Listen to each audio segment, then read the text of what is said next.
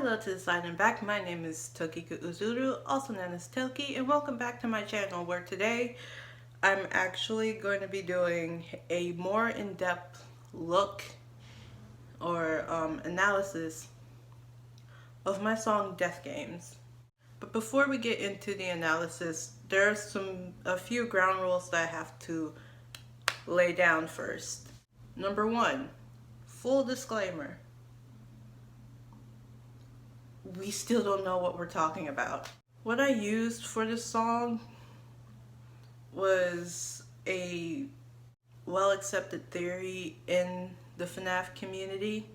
And for those who are like, theory? Like, we don't know what the game is about?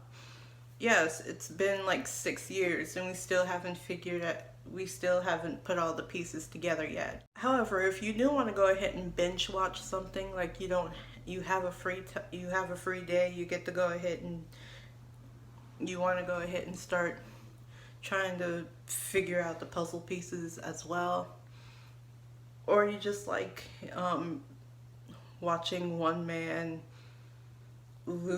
slowly lose his sanity as he is trying to figure out how to put the pieces together to where there's a good portion of the fandom that is satisfied with the ending and answer. There's an entire playlist of the theory videos that I specifically used just for the storyline purposes. And also, for those who are like, you still watch game theory? Are you a child? Yes, I am a 21-year-old child.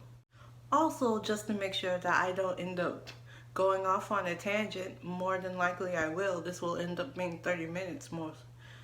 After I wrote the song and I was looking through it, I went on ahead and wrote what I was thinking while I was writing the song. And these few paragraphs are supposed to help me in keeping everything centered around one specific thing. So without further ado, let's get into the analysis of the song. The first thing I ended up writing down was more questionable decisions and way too many hours spent watching game theory. I originally wasn't wanting to go ahead and work on a song that is FNAF related with this. I just wanted a song that has a spoopy, scary skeleton sent shivers down your spine type feel to it. So I ended up having to rewrite the first verse a couple of times before I arrived at the idea I stuck with. And I ended up having a bit of help because, again, I listen to music a lot. So I ended up using parts of One Dance by Drake to start off the chorus. Baby, baby, I like your style. But yeah, I wanted to go ahead and write something that was scarier. And what's scarier than the thing that I was consistently trying to stay away from most, if not all, of my childhood, being turned into a horror game. Thanks, Scott, because now I'm not going to be able to trust going to Chuck E. Cheese anymore. Like I was able to trust Chuck E. Cheese in the first place. But as soon as I realized exactly what I was going for with the song, I then knew that I wanted to write it in Charlie, the puppet's, the marionette's point of view. And I specifically got the idea of making it from the puppet's point of view. I'm just going to say either Charlie or the puppet. Please note that I'm talking about the same person. From the song Make This Puppet Proud, but I'm not going to try to say this specific because I was listening to that a lot on Spotify when I was using Spotify. So what the first verse starts off with Charlie putting the souls of the dead children into the animatronic suits. Every time she has to go ahead and do that, she's like, well, it's almost like she's tucking them into bed and telling them a bedtime story, or telling them that everything's gonna be fine, everything's fine, you're fine, no it's not, they're dead. But it also serves as like a warning to the night guard. Listen, you don't know what these people have been through. It's basically the same thing that Sister Location was trying to push out when it was doing the teaser trailer. And now that I'm thinking about it, with one of the stories from the Fazbear Frights book series, I forgot exactly which one, but it was like this blonde-haired girl always had to go ahead and go with Chica at like midnight somewhere. She had to for like a full year, I think. And there's this one time in which it was like her last time being going back home, back to where her parents and her sister are. And it's like you soon find out, oh my gosh, she's been dead since the beginning of the story. Kind of sad. There's a lot of death, and that kind of just furthers what I was saying in the song. They don't know that they're dead.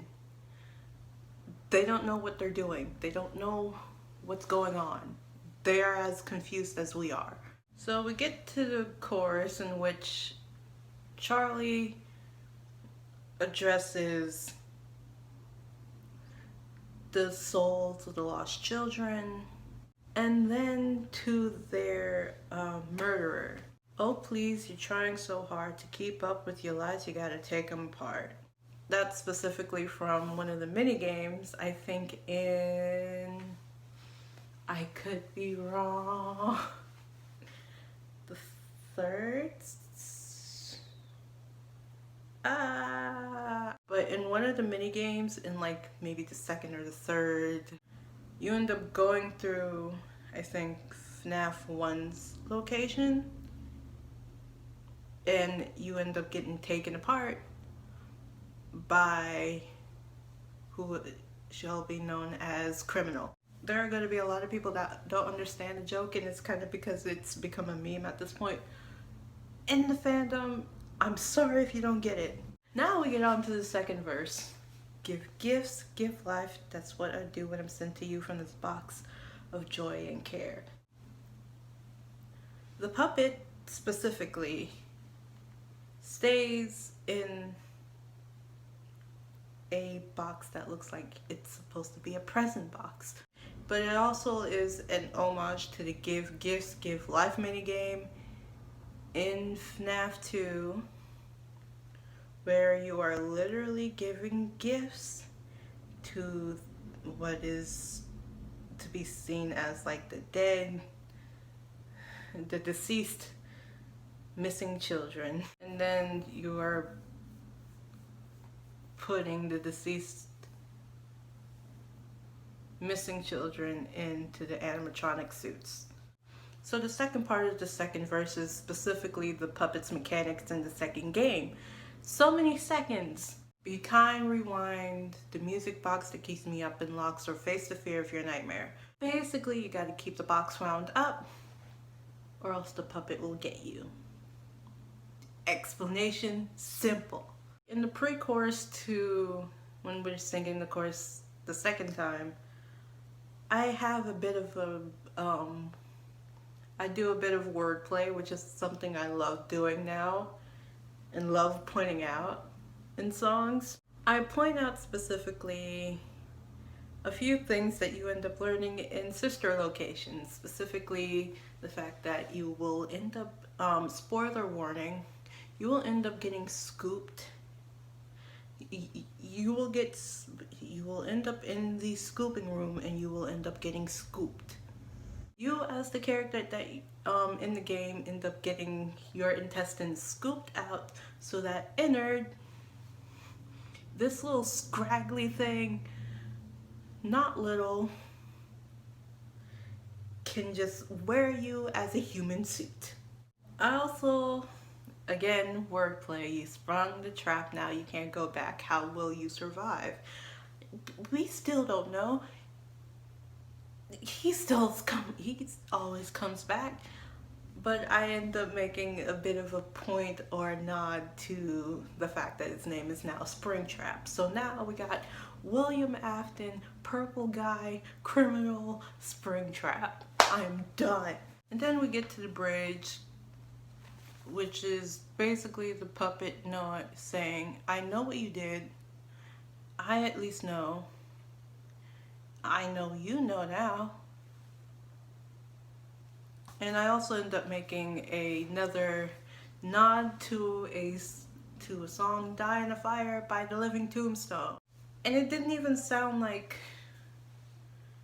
at first for me, it didn't even sound like a FNAF song when I started listening to it. And then I started seeing all of the art, specifically the cover art for it, and I'm like, oh, that makes sense. So that's why I wanted to go ahead and make a song that has a similar feeling. And then the last thing I would like to go ahead and point out, specifically in the pre-chorus, before you sing the chorus one last time, the things that you designed are coming alive.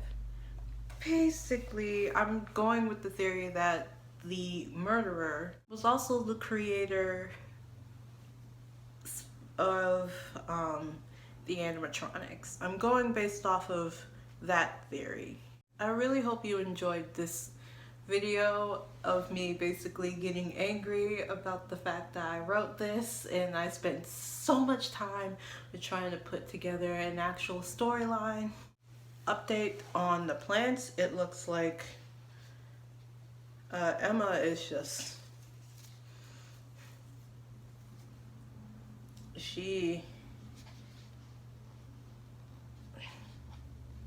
there's this saying that we have, and it's like she's growing like weeds, or she's growing like my hair, because my hair grows like it shoots out like weeds sometimes.